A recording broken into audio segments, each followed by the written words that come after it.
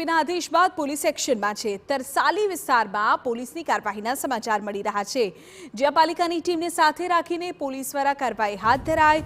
Tarsali bridge નીચે રહેતા બુટલેગરના ગેરકાયદે દબાણો પર કાર્યવાહી। ઝોન 4માં પણ કાર્યવાહી કરવામાં આવશે તેવી વિગતો અત્યારે પ્રાપ્ત થઈ રહી છે।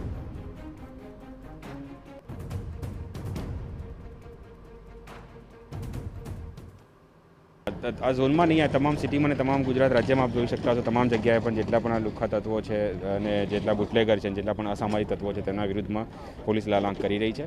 અને મારા ઝોનની વાત કરું તો મારા ઝોનમાં તરસાલીમાં જે મકરપુરા પોલીસ સ્ટેશન વિસ્તાર છે તેમાં આ કાર્યવાહી શરૂ કરવામાં આવી છે અને બીજા અન્ય પોલીસ સ્ટેશન વિસ્તારમાં પણ તપાસ કરી રહ્યા છે કે કયા કયા મકાનો એવા છે કે જે ઇલીગલ બાંધકામ છે કે દબાણ કરવામાં આવ્યું છે, તો તેના ઉપર પણ કાર્યવાહી કરવામાં આવશે।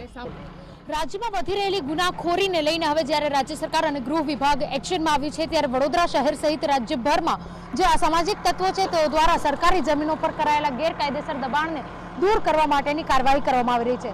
ગઈકાલે પણ તંત્ર દ્વારા કાર્યવાહી કરવામાં આવી હતી। આજે જ્યારે ફરી એક વખત ઝોન 3 એટલે કે તરસાલી વિસ્તારમાં તરસાલી બ્રિજ નીચે આજે રીતે બુટલેગર શંભુ નામના વ્યક્તિએ જે રીતે ગેરકાયદેસર દબાણ સરકારી જમીન પર કર્યું હતું, જેને લઈને તંત્ર દ્વારા આજે તેમના જે દબાણો છે તેના ઝૂંપડા પર બુલડોઝર ફેરવવાની કાર્યવાહી કરવામાં આવી રહી છે।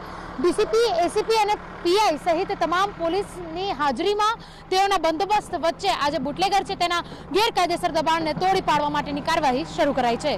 કેમેરા પર્સન રોહિત ગોયલ સાથે અંજલિ ઓઝા, TV9 વડોદરા।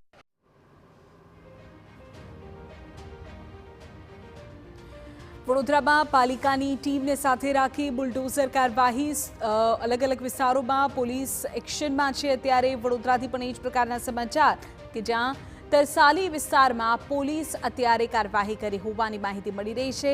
આ તરફ વડોદરાના અન્ય વિસ્તારો પર પણ આ પ્રકારે ગેરકાયદે બાંધકામો જે છે ગુનેગારોના તેમની સામે બુલડોઝર કાર્યવાહી થશે તેવા સમાચાર અત્યારે પ્રાપ્ત થઈ રહ્યા છે।